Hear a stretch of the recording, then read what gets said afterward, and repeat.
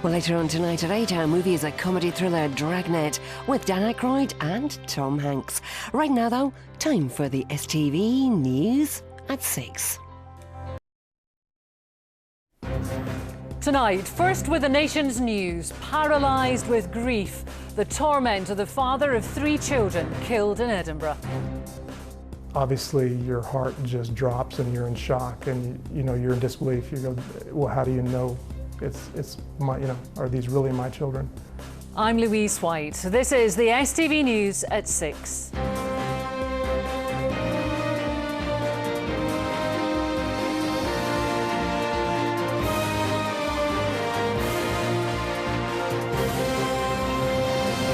Pasquale Riggi talks about the enormous loss of his beloved children. Other stories tonight, Clydeside built. And there will be no hooliganism, there will be no vandalism, there will be no bevying. Tributes for Jimmy Reid, who's died at the age of 78. Horror on the M8, a woman is killed after walking home in darkness. And in sport, as the Yelovich deal drags on, one Smith looks to another. Good evening. He's lost his entire family. Tonight, the father of 3 children found dead in their home describes how he was paralysed with grief. It's now a week since the bodies of 8-year-old twins Austin and Luke Riggi and their 5-year-old sister Cecilia were found. Their mother has been charged with their murder. Pasquale Riggi says the memories of his happy, bright children are providing comfort as he attempts to deal with the shock of his loss. Sharon Frew has the story. Obviously, your heart just drops and you're in shock and you're in disbelief. You go, well, how do you know it's my, are these really my children? Describing the moments when police officers told him that his daughter and 2 sons were dead, Pasquale Riggi said that the reality of his loss was difficult to take in all at once. You're paralyzed with grief and you're not quite sure what to do next.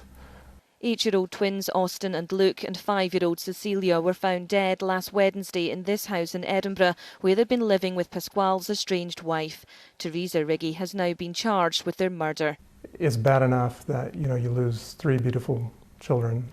But certainly the tragedy around their deaths just makes it much more painful. Pasquale says he has been humbled by the overwhelming support that he has received and that his focus is now on honouring his children. Memories of his daughter dancing bring a smile to his face. Last Monday would have been Cecilia's 6th birthday.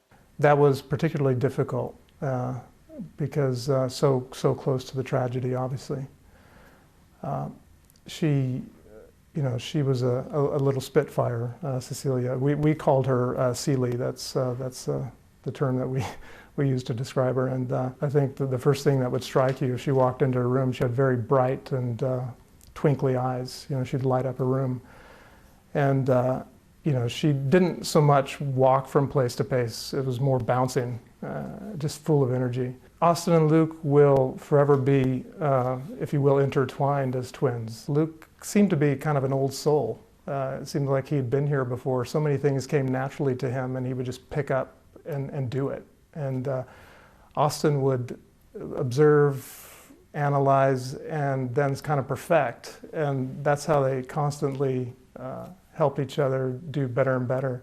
Supported by his family, friends and his faith, Pasquale says he's comforted by the belief that his children are now in a safe place. Your life is all about your children, and you have plans and you have dreams for them, and a lot of those dreams are just around the dreams that they have, and you just want to try to make those happen. And then in one instant, that's gone. Sharon Frew, STV News. Tributes are being paid to former trade union leader Jimmy Reid, who passed away in hospital last night at the age of 78. Mr. Reid suffered a brain hemorrhage earlier in the week. He rose to international prominence when he led a work-in involving thousands of shipbuilders on the Clyde during the early 70s. Our political correspondent Jimmy Reid looks back on his life. And there will be no hooliganism, there will be no vandalism, there will be no bevying. Famous words from a man who became an icon of the political left. Jimmy Reid shot to national prominence when the workers of the shipbuilding yards of the Upper Clyde opposed closure plans in 1971. Leading an organised work-in to prove the viability of the yards, Reid took the fight to Westminster. And we've got to win, because if we lose, it's a defeat for the entire working class of Britain. He knew that the expectations of the world looking on, to see these young, articulate, concerned young men, and that there was a lot expected of them. The action forced the then Tory Prime Minister Ted Heath to reverse his policy of not intervening to prop up lame duck industries. At that time, the trade union movement, as today, was under attack. And here was a guy who was imaginative enough to see that you could take it on and make it work yourself. And I think he will be remembered for a long, long time in Scotland. Later elected rector of Glasgow University, Reid served as a councillor in Clydebank as a member of the Communist Party. He failed, though, to gain election to Westminster in 1974. Everywhere he went, Jimmy personified, being comradely and well-meaning and essentially nice with people. But to the consternation of many, Reid left the CP to join Labour. In 1979, he again failed to become an MP when he lost in Dundee East. But Reid's politics were never as hard-line as his left-wing image.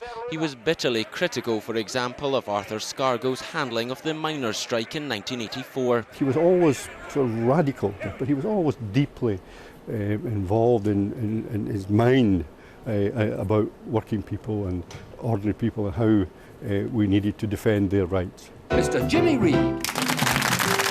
Later, Reid swapped the shipyards for journalism, including this show for Grampian Television. A later documentary on the Soviet Union won him 2 BAFTAs. If the country is to go forward to the future, it must escape from the clutches of the past. From 2000, Reid edited the Scottish Left Review, but shifted party allegiance again in 2005, this time joining the SNP. Jimmy believed in the dignity of Scotland as a nation. He was part of the national movement, just as he believed in the dignity of the workers of the Upper Clyde and their right to work. He was a big figure in Scottish politics, and when Jimmy said something or wrote something, it really mattered. To the end, Jimmy Reid remained a rather old-fashioned class warrior, something he would never apologise for. He would like to be remembered as a man of the left and an undaunting Scottish nationalist in the wider sense. Jimmy Reid died on the island of Bute. He leaves behind a wife and 3 daughters. Jamie Livingston, STV News. A teenager from West Lothian has died after being hit by a minibus on the M8 motorway. The 19-year-old woman was walking on the carriageway near Hermiston Gate in Edinburgh when the accident happened late last night. Police believe her body was then hit by several cars. Well, Gordon Cree is at the scene for us tonight. Gordon. Louise, at 11 o'clock last night, the motorway would have been in total darkness. The last thing any motorist would expect to see was a pedestrian walking on the road. The police are stressing that none of the drivers involved here did anything wrong. The victim has not yet been named. That won't happen until a formal identification has been done and her family told about the horrific incident here last night. Traffic on this section of the M8 travels at 70 miles an hour. Last night, the teenager was on the eastbound carriageway when she was hit by a minibus. It's likely she was killed instantly. The impact threw her body over to the westbound lanes. It was hit by at least 1 car and probably more. There were a number of motorists who did stop last night at the scene, but I believe there are other motorists who may be unaware that they have struck her on the carriageway, and I'm appealing to them to come forward. I believe they are totally innocent in their actions and may be unaware as to what they did last night. Witnesses have told police they saw the woman and her friend walk onto the motorway at the Hermiston Gate slip road. We now know they'd been drinking in Edinburgh and were trying to get back to her home in West Lothian. The scene of the accident is one of the busiest parts of the M8, the main route out of the capital.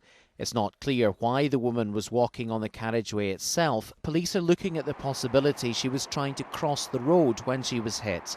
The man she was with has told officers about the horrific events he witnessed. They say he's in a state of shock, although he wasn't injured. Gordon Cree, STV News on the M8. Now here's Jerry with a look ahead to tonight's sport. Hello there. Hi Louise, good evening. On tonight's sports desk, Walter Smith is looking south for a striker, and his namesake Tommy is the one he wants as the Yelovich continues to drag his heels. I'll have more on that later. Plus the goals from last night's friendly against Glentoran, and we begin our look ahead to the big kick-off in the SPL this weekend. All that to come later. Louise. For the moment, thank you.